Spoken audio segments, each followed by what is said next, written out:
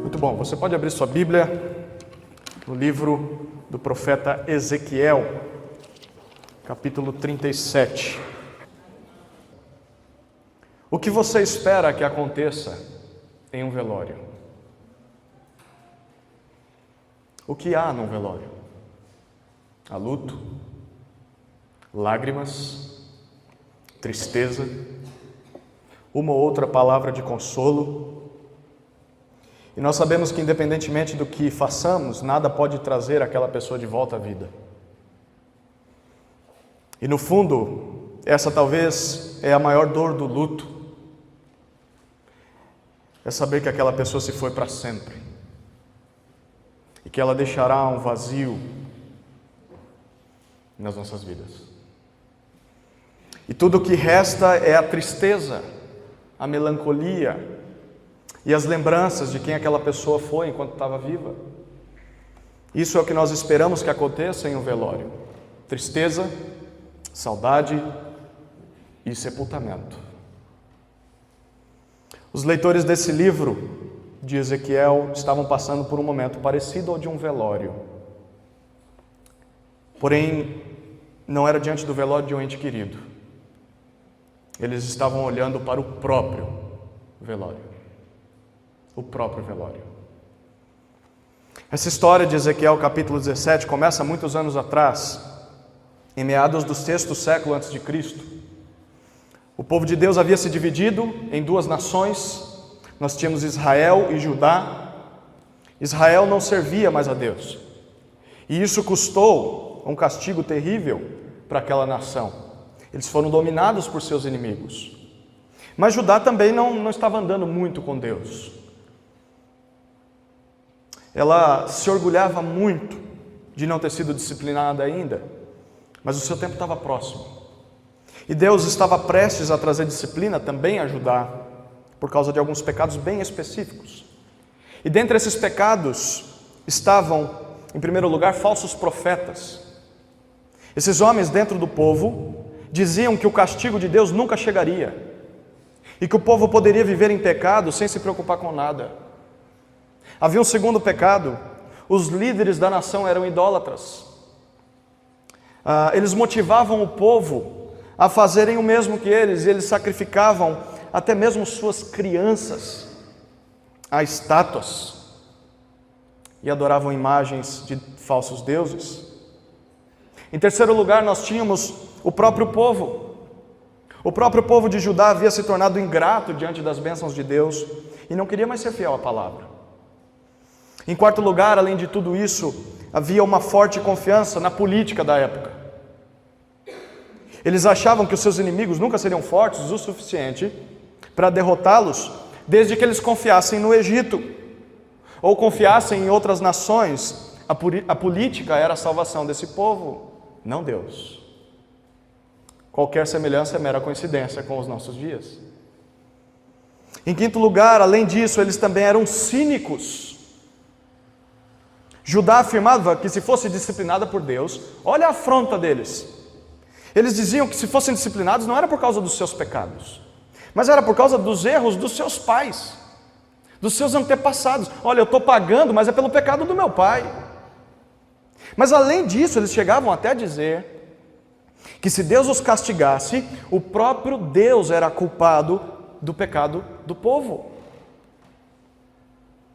E o pior, talvez, em sexto lugar, é que havia uma grande carência de líderes espirituais e piedosos, homens qualificados para guiar a nação rumo à obediência a Deus.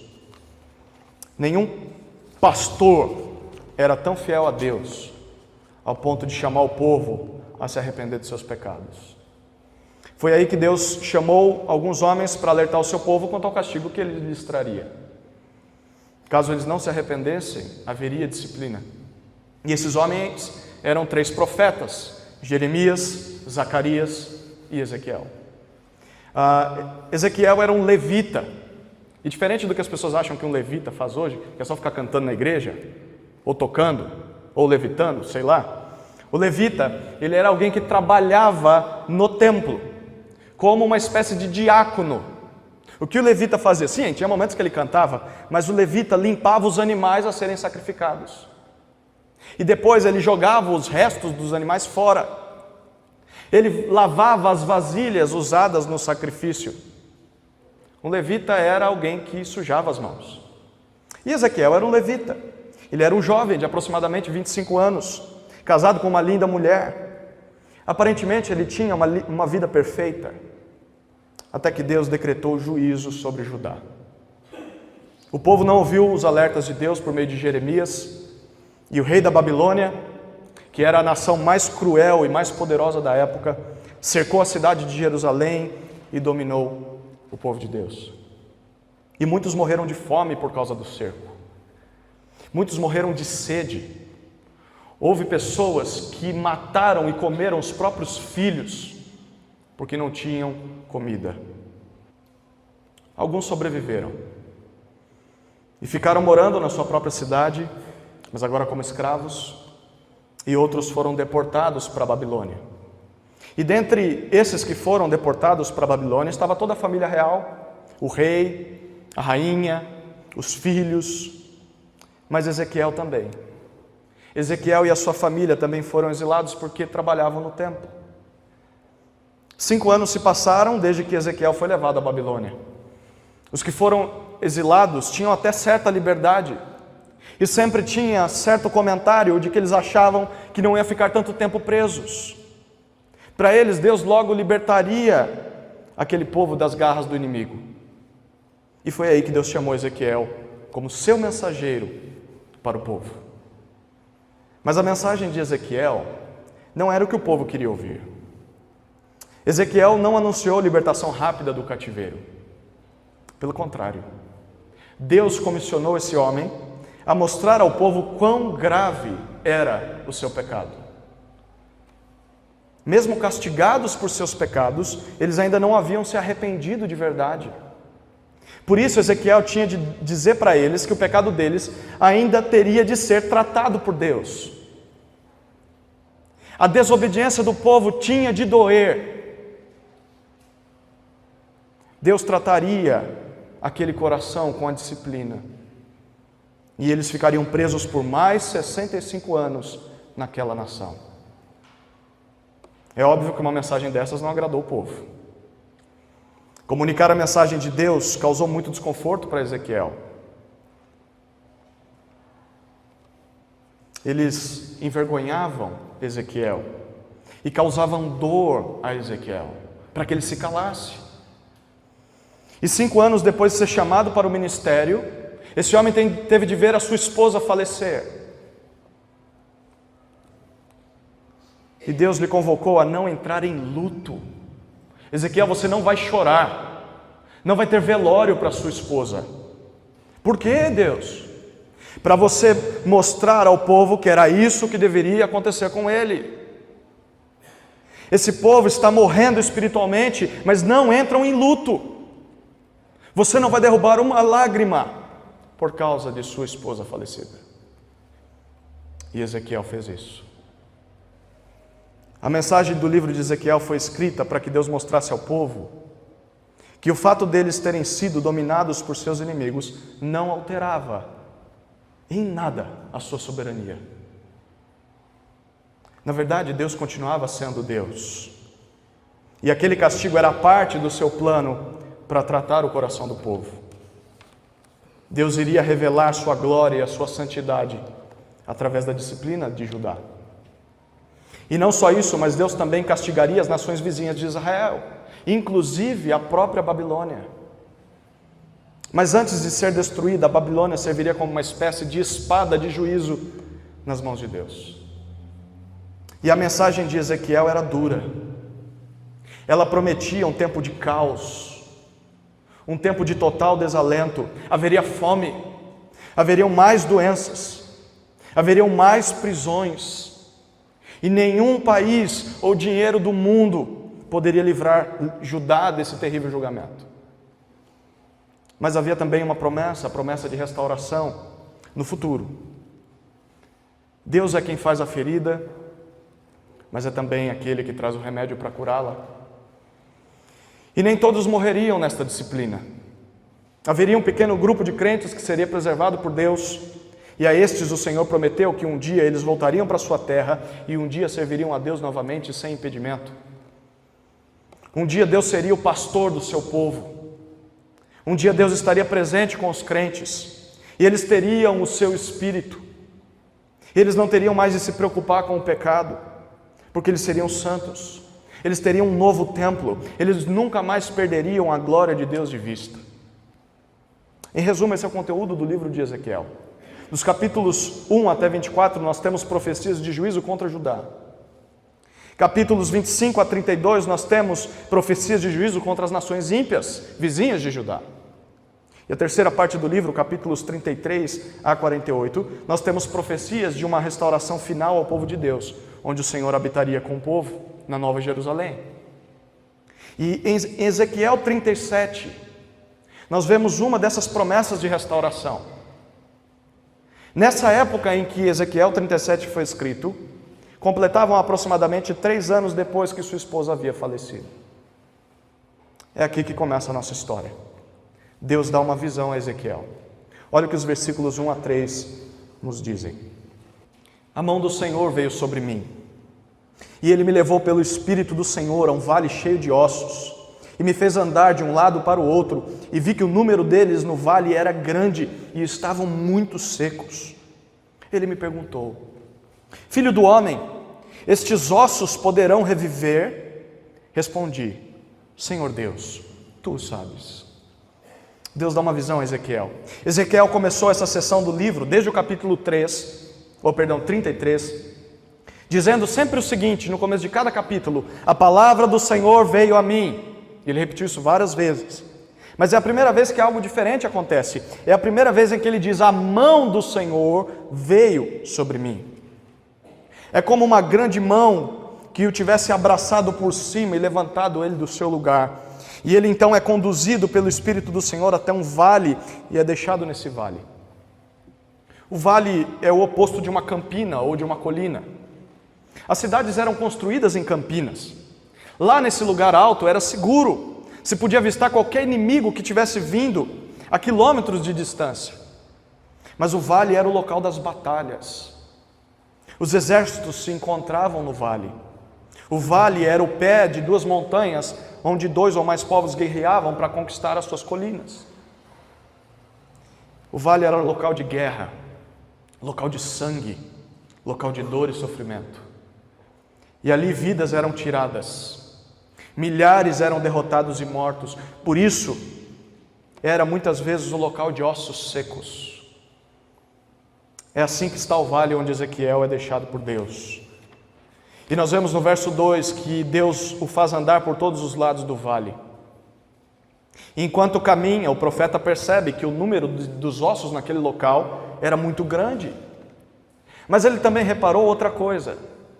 Versículo 2 diz que ele reparou que aqueles ossos estavam muito secos, estavam sequíssimos. O que isso significa? Significa que houve uma batalha sangrenta naquele vale. Foi uma luta cruel, milhares e milhares de pessoas morreram naquele dia, e não sobrou um homem sequer para enterrar os seus mortos. Todos, sem exceção de ninguém, morreram naquela guerra. O exército vencedor passou por cima dos cadáveres e conquistou a colina e abandonou aqueles corpos para trás. A cidade foi saqueada, as mulheres foram estupradas e mortas, os filhos assassinados ou se tornaram escravos, e ninguém da cidade na colina sobrou para voltar e poder enterrar os soldados mortos no vale. Esse é um cenário desolador. A esperança se foi. Não há mais saída para aquele exército. O destino daquele exército é ser comido pelos bichos e secar ao sol quente. E foi isso que aconteceu. Imagine um osso para se secar. Quanto tempo não passou? Décadas se passaram. E daqueles corpos sobraram só os ossos. Nem o equipamento daqueles soldados suportou com o tempo.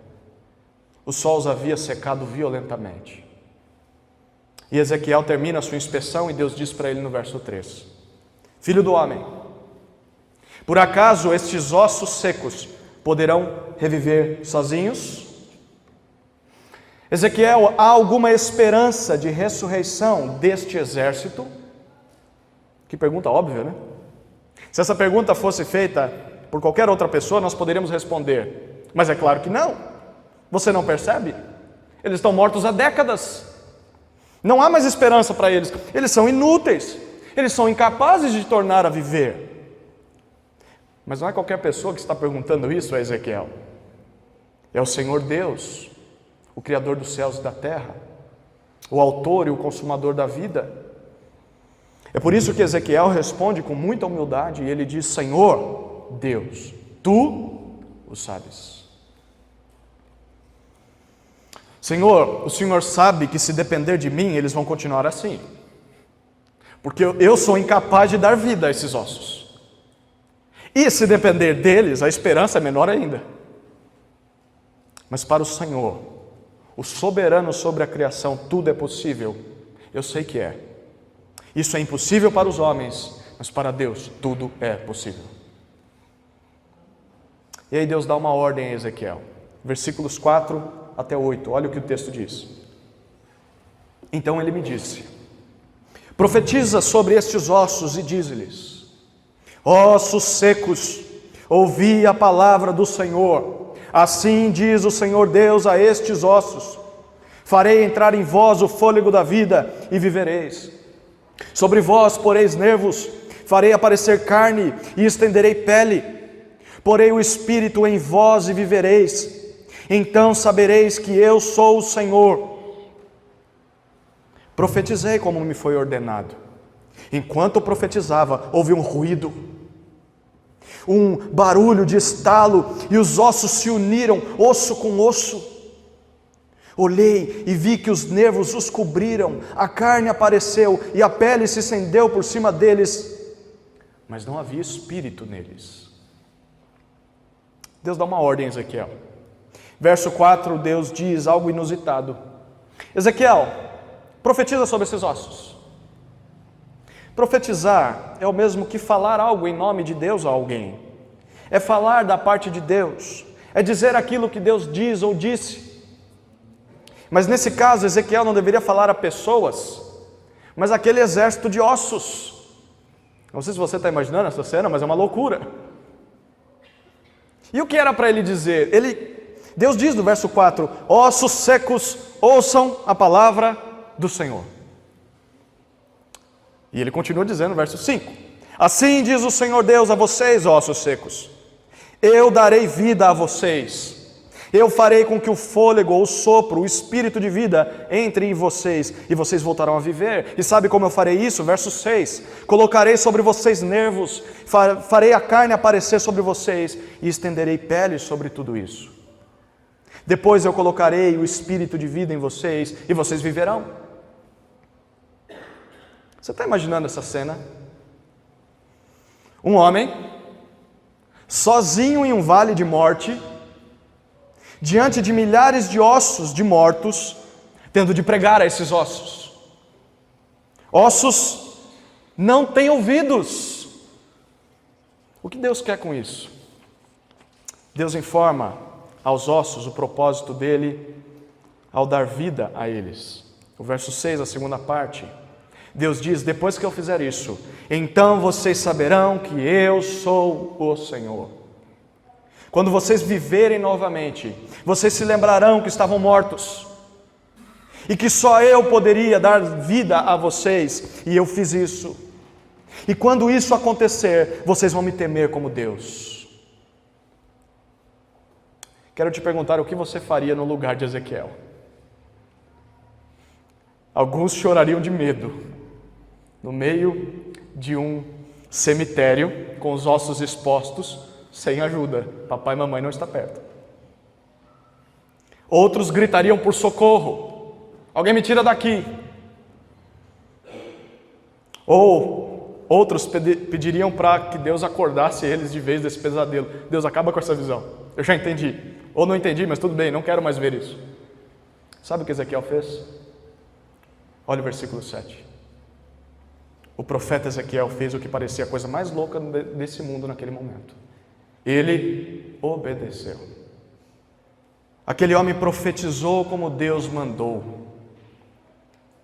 E ele nos diz que enquanto pregava, ele começou a ouvir um ruído. Ele começou a ouvir um barulho, um som de chocalho. E esse som eram de ossos batendo uns nos outros. Aí o negócio ficava feio, hein? Aí eu sairia correndo. Mas ele não saiu correndo, ele continuou pregando. E eles começaram a se unir uns aos outros, cada osso com o seu osso equivalente, como era antes daquelas pessoas morrerem. E ele viu aquilo acontecer enquanto ele estava pregando. Verso 8 ele diz isso: os nervos começaram a cobrir aqueles ossos, a carne apareceu do nada, e a pele se estendeu sobre cada um daqueles esqueletos. Mas Ezequiel diz que faltava algo. Final do verso 8, ele diz que não havia espírito neles, não havia vida. Deus havia prometido que daria vida a eles, mas aqueles corpos estavam vazios. Para que a palavra prometida por Deus aos ossos se cumprisse, faltava algo mais. E aí nós temos nos versículos 9 e 10, e vemos que Deus dá outra ordem a Ezequiel. Olha o que Deus diz, versos 9 a 10. Então ele me disse: profetiza ao Espírito, ó filho do homem, profetiza e dize ao Espírito: assim diz o Senhor Deus, ó Espírito, vem dos 4 ventos e assopra sobre esses mortos, para que vivam. Profetizei como ele me havia ordenado. Então o Espírito entrou neles, e eles viveram e se puseram em pé, um exército muito grande. Deus chama a atenção de Ezequiel e diz a ele: Ezequiel, agora profetiza ao Espírito, você que é filho do homem. Essa expressão significa você que é limitado, você que é frágil, que é fraco, que é incapaz de dar vida a esses cadáveres. Fale ao Espírito em meu nome e clame a ele o seguinte: assim diz o Senhor Deus, Espírito, venha dos 4 cantos da terra e assopre, respire sobre esses mortos. Se você fizer isso, eles terão vida novamente. E nós já sabemos como o profeta respondeu, né? O que ele fez. Se falar a ossos é algo difícil, mas ele fez. Então agora clamar ao Espírito é fichinha, é fácil. E é isso que ele faz. O verso 10 diz que ele profetiza como foi ordenado. E perceba o que acontece? Adivinha? O Espírito entrou em cada um daqueles cadáveres e eles voltaram à vida. Eles se colocaram de pé diante de Ezequiel e era um exército muito grande. Houve um homem de Deus no passado que, depois de anos servindo no ministério de pregação, ele passou a dar aulas aos seus alunos no seminário. E as suas aulas de pregação, diziam os alunos, eram as melhores do curso. No primeiro dia de aula, esse professor pegava todos esses seminaristas, tirava eles da sala de aula, conduzia eles pelas ruas da cidade, até chegar ao cemitério local. Ali ele pedia para que eles fizessem uma grande roda em volta dos túmulos e dizia a cada um daqueles alunos: pregue em voz alta a boa notícia encontrada em João 3,16 a esses túmulos, como se a eternidade deles dependesse disso. Evangelizem os túmulos. Alguns alunos ficavam meio sem jeito, né? Olhando um para o outro. É sério isso mesmo? É para isso que eu vim para o seminário? Outros com vergonha, mas sabendo que, olhando para a cara do professor e vendo que ele estava falando sério, começaram a falar, e um a um, cada um com argumentos diferentes um dos outros, e no final de 20 minutos, todos já haviam pregado o evangelho aos sepulcros. Mas eles ainda estavam sem entender sobre a intenção daquele professor. E uns olhavam para os outros e ficavam com aquela cara de quem está diante de um maluco. Esse homem é louco. Foi aí que aquele pastor veterano abriu a sua boca e disse a todos aqueles jovens: assim é o ministério da pregação. Jovens querem sucesso, querem aplauso, querem tapinhas nas costas, querem elogios à sua mensagem, querem milhares de multidões frequentando suas igrejas, mas o ministério da pregação não é assim. Ele se parece com o que vocês acabaram de fazer, é como pregar a cadáveres. Vocês viram alguma pedra chacoalhar? Vocês viram alguma lápide se mover? Vocês viram algum morto se levantar? A resposta é não. E por que não? Porque um morto não volta à vida por conta própria, só porque ouviu alguns berros de alguém. Só o Espírito de Deus pode fazer isso. Isso é o ministério da pregação. Vocês proclamarão a mortos, que por conta própria continuarão mortos, se Deus não usar a palavra na boca de vocês para dar vida a eles. Nunca se esqueçam disso, não depende de vocês, depende de Deus. Por isso que eram as melhores aulas do seminário. Parece um pouco a história que nós acabamos de ler. Só a palavra do profeta foi inútil para dar vida àqueles ossos. Houve alguma mudança, sim, mas nada de vida. E outra, ele disse somente o que Deus havia mandado dizer, nada da sua própria cabeça.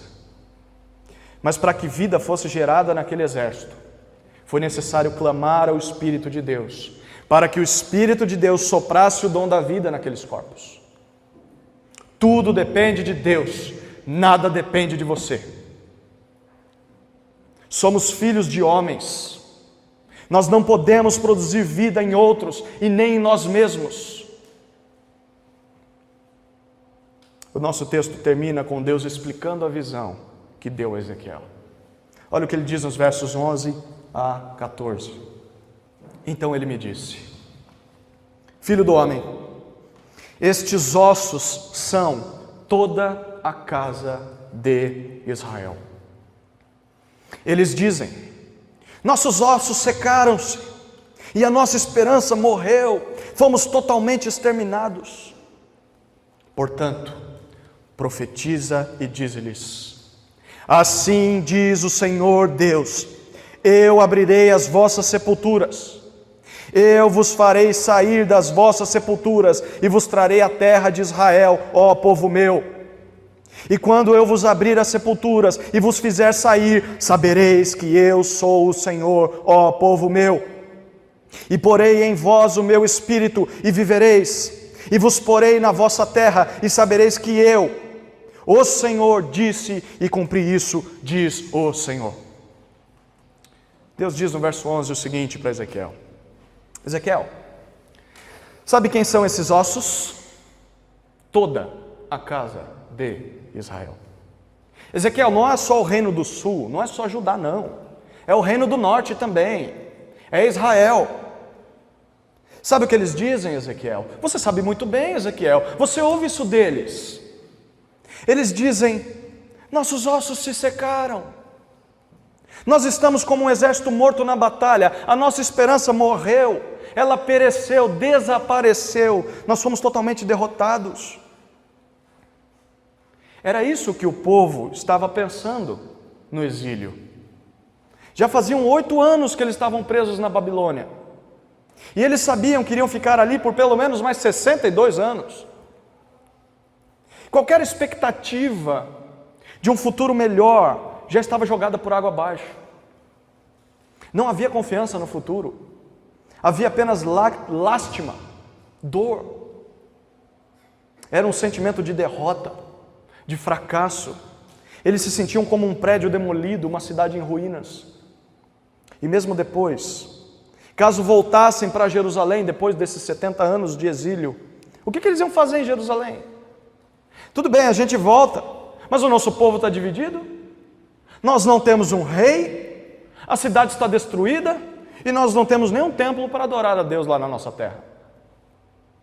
Era uma situação impossível de ser revertida para aqueles que são filhos de homens. Mas para Deus tudo é possível. Versículo 12, depois de explicar quem eram aqueles ossos, Deus manda Ezequiel profetizar aos judeus.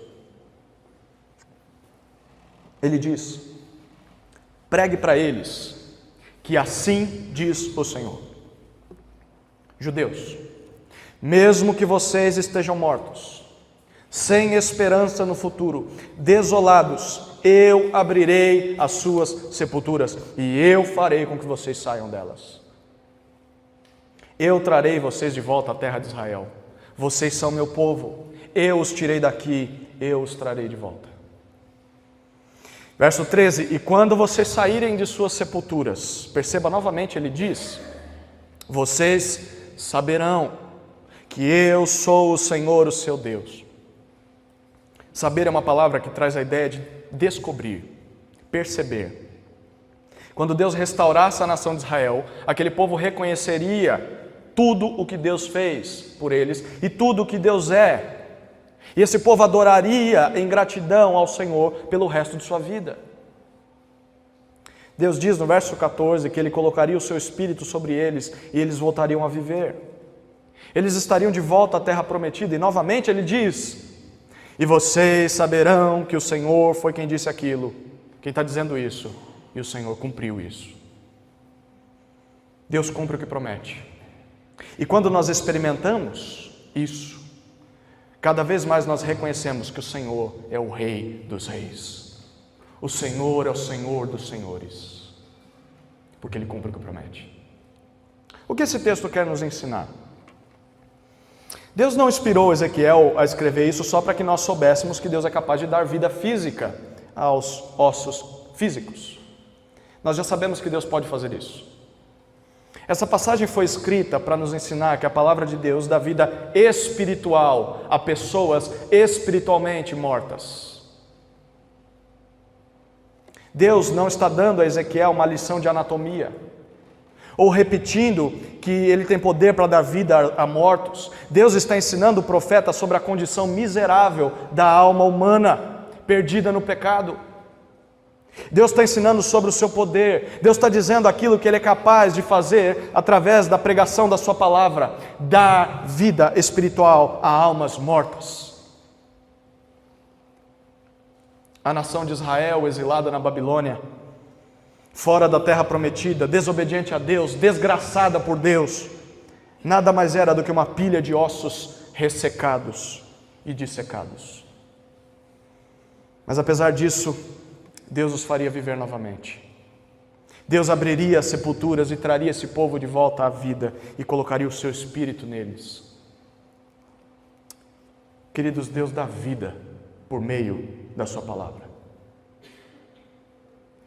Muitas pessoas são como um exército efetivo, que aparenta ter muita vida, mas que na verdade está morto por dentro. Não há esperança para essas pessoas. Há só ruínas no seu coração, há só cheiro de morte. E como essas almas perdidas podem encontrar vida? Por meio do Espírito Santo de Deus. O sopro divino é que dá vida espiritual aos mortos em seus pecados. E como Deus faz isso? Usando a pregação fiel da sua palavra. Quando alguém abre a sua boca e fala aquilo que Deus falou em sua palavra, o Espírito Santo age na vida de quem ouve a palavra de Deus. Porque o pregador é incapaz de gerar vida nele mesmo, até. Mas quando o pregador ecoa a voz de Deus, quando ele se torna um mensageiro de Deus, o próprio Deus gera vida naquele que ouve e também naquele que prega. No final das contas, nós somos nada mais do que mendigos, anunciando a outros mendigos onde encontramos pão para saciar a nossa fome. Esse pão é a palavra de Deus. E há 4 lições que eu gostaria de destacar nesse texto para as nossas vidas. A primeira lição é que por si sós, ossos secos não podem produzir vida em si mesmos. Por si só, ossos secos não podem produzir vida em si mesmos. Se Deus não tomasse a iniciativa, aqueles ossos continuariam ali no vale, sem vida e secos. Se dependesse do povo de Israel, eles nunca seriam vivificados. Todos nós somos assim. Desde o pequeno até o maior, seja de qual idade for, todos somos incapazes de gerar vida espiritual nas pessoas. Antes disso, nós somos incapazes de gerar vida espiritual em nós mesmos. E muitas vezes nós nos frustramos, porque nós colocamos a esperança de transformação da vida de alguém em nós mesmos. E nós ficamos desmotivados, porque alguém não amadurece quanto nós gostaríamos. Nós nos frustramos se aquela pessoa não se converte com o nosso evangelismo durante tantos anos. Nós desanimamos ao ver que os nossos conselhos não causam tanto efeito nos nossos filhos. Mas o pior de tudo isso é quando nós olhamos para dentro de nós e percebemos que nós não somos capazes nem de ajudar a nós mesmos. Nós não conseguimos arrancar o vazio que há no nosso coração. Nós não conseguimos nos livrar dos nossos pecados. Nós não conseguimos manter o nosso rosto sempre alegre no Senhor.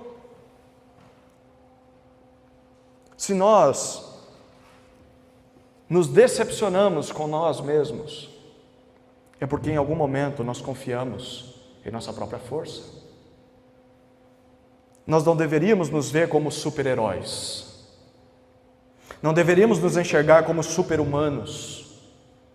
Nós não passamos de ossos frágeis, que por si só são incapazes de gerar vida espiritual. Nós deveríamos abrir mão da nossa autossuficiência e nos prostrar diante de Deus em humildade. Nós deveríamos parar de confiar no nosso próprio braço para a conversão de outras pessoas. Nós deveríamos parar de achar que somos bons o suficiente. O mundo em que nós vivemos é como esse vale. É recheado de ossos secos e vazios. Nós deveríamos enxergar assim os nossos ouvintes, mas também deveríamos nos enxergar assim. Essa é a primeira lição. Por si sós, ossos secos não podem produzir vida em si mesmos. A segunda lição é que a pregação da palavra é uma proclamação a ossos secos. A pregação da palavra é uma proclamação a ossos secos. Pense um pouco aqui. Se é desesperador saber que nada do que nós façamos pode dar vida espiritual às pessoas, quanto mais saber que mesmo quando pregamos a palavra de Deus a essas pessoas, elas ainda continuam a ser ossos secos. Foi isso que aconteceu com o profeta Ezequiel. Parecia loucura, mas a missão de Ezequiel era pregar para um cemitério. E isso dá um senso de inutilidade a quem prega a palavra de Deus. No final das contas, não depende do pregador, não depende da sua eloquência, não depende das suas palavras bonitas ou da sua oratória, não depende dos seus argumentos bem elaborados ou da sua postura imponente. A produção de vida espiritual nas pessoas não depende do pregador, depende de Deus. Há um pregador que diz: faça tudo como se tudo dependesse de você, com excelência, mas ao mesmo tempo, faça tudo orando como se tudo dependesse de Deus. E de fato, tudo depende de Deus. Em 1 Coríntios 1:21, Paulo disse que foi do agrado de Deus salvar os que creem por meio do absurdo ou da loucura da pregação. Se você parar para pensar, a pregação é uma coisa louca. Sim ou não? Pensa um pouco aí. Como vida espiritual pode ser produzida por meio de um discurso lógico? Como abrir um livro de mais de 3.000 anos de história e ler esse livro às pessoas pode salvar suas almas? Parece loucura, mas foi da vontade de Deus que isso acontecesse. Deus decidiu que fosse assim. Na eternidade, Deus tensionou que os que creriam em Jesus fariam isso por causa de alguém que lhes pregasse sobre o Evangelho. É preciso coragem e confiança nessa promessa de Deus. Deus prometeu que vai salvar os ossos secos através da pregação da sua palavra. Confie nisso. E continue pregando, mesmo que pareça estranho. Como fez Ezequiel, mesmo que pareça inútil, nós devemos obedecer a Deus. Deus são ossos secos, pregue. Deus, eles não ouvem, pregue. Deus, nada pode acontecer, pregue. Vida ser produzida através de palavras pode parecer algo de outro mundo, e de fato é algo de outro mundo, é sobrenatural, é o poder de Deus que dá vida ao homem. Lembremos do que Paulo diz em Romanos 10:17, a fé vem pelo ouvir, e ouvir pela palavra de Cristo. Continuemos a pregar, porque um dia a palavra de Deus pode gerar vida nos nossos ouvintes. E valorizemos a pregação da palavra de Deus, porque é por meio dela que Deus nos dá vida. Essa é a segunda lição. Por mais estranho que pareça, a pregação da palavra é uma proclamação a ossos secos. A terceira lição é que sem clamor ao Espírito de Deus, a pregação da palavra é incompleta. Sem clamor ao Espírito de Deus, a pregação da palavra é incompleta. Ezequiel não só deveria pregar a palavra de Deus aos ossos secos, como o texto diz que ele deveria falar ao Espírito de Deus, para que o Espírito de Deus desse vida àqueles ossos. Mesmo que com sua pregação as pessoas tivessem alguma melhoria nas suas condições de vida, é melhor ser um cadáver com pele, com carne, com tendões do que ser apenas um esqueleto de ossos secos. Sim, de fato, houve alguma mudança naqueles ossos. Mas mesmo assim, aqueles cadáveres continuavam do mesmo jeito que antes, mortos. E nada poderia mudar aquilo. A pregação a ossos secos é inútil, sem o clamor ao Espírito de Deus para que Ele produza vida naqueles que ouvem a palavra de Deus. As pessoas podem até mudar o seu comportamento, mudar o seu linguajar, mudar os seus costumes, mudar os seus valores, mas sem o Espírito de Deus agindo nas suas vidas, elas continuarão sendo mortas por dentro. Isso não significa que nós devemos então parar de pregar. Não deveríamos parar de pregar. A pregação é a primeira parte. É claro que isso pode até gerar alguma ordem, alguma organização na vida dessas pessoas, mas isso é diferente de vida. Sem o Espírito, as pessoas que nos ouvem não conseguem ficar de pé, não podem ser úteis para uma batalha. Mas a segunda parte, a mais importante, além de pregar a ossos secos, é clamar ao Espírito em oração, para que o Espírito produza vida nesses ossos. Isso implica em você gastar o mesmo tempo e o mesmo esforço que você usa para pregar a palavra de Deus às pessoas, e gastar esse mesmo tempo e esse mesmo esforço para orar ao Espírito, para que Ele dê vida ao seu povo. O mesmo tempo que você gasta pregando é o tempo que você gasta orando. O Espírito trabalha em parceria com a palavra. Então, não dá para se ter apenas um deles na igreja. Nem só de pregação, de estudos, de teologia viverá o homem. Muito menos só de oração, de fogo e poder. Ambos precisam andar lado a lado. É uma via dupla. São duas faces da mesma moeda. Nós precisamos sim apreciar bom conteúdo teológico, mas ao mesmo tempo nós temos de orar ao Espírito para que Ele transforme esse conteúdo em vida no seio da igreja. Sem a ação do Espírito, a pregação é inútil. Isso significa que qualquer igreja ou qualquer ministério que pareça morto pode encontrar vida se a palavra de Deus for pregada e se o Espírito Santo agir por meio dela.